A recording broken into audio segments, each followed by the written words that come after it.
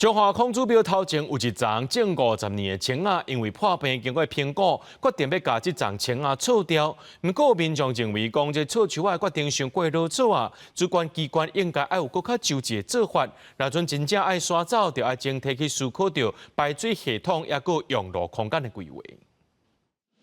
中华空主庙头前的老井仔，也会当看到民众送别的卡片。这张树龄50岁老井仔，因为破病，官府经过评估，决定把井仔树刷掉。附近民众甲护树团体知影了后，真唔甘，希望会当有其他补救的方法。现场查看，嘛发现伫排水、修整树仔方面可能有欠点。因水呼吸更没有办法呼吸，然后造成它的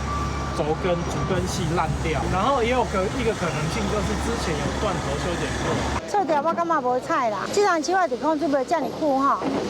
在地的民众对伊拢足有感情。民众有打电话咧，希望讲树仔会当加保留啊，医治吼，因为感觉工作唔甘的啊，希望讲看会使搁继续甲医治吼啊，互伊一个机会，看会当存活，继续留咧安尼。中华县文化局表示，去年5月就发现井仔树破病，用药啊医治，但是效果无好。尤其即阵树木已经烂2公尺，重头轻，树仔随时有倒去的风险。彰化孔子庙呢是国定古迹哦，当下我们马上通报文化部，会发现这个榕树哈，它的主茎干有很大面积的腐朽，并且有白蚁的蛀食哈，所以建议哈是赶快优先来移除哦，避免无预警的倾倒之后发生的这个公安问题，也有可能造成我们孔子庙的一个损坏啊。文化局指出，为着安全考虑，井仔树必须爱刷掉，未来种新树会刷较内底去种，避免树仔影响到固定古迹。针对民众提出的排水插用路空间的改善，也会搁再讨论规划。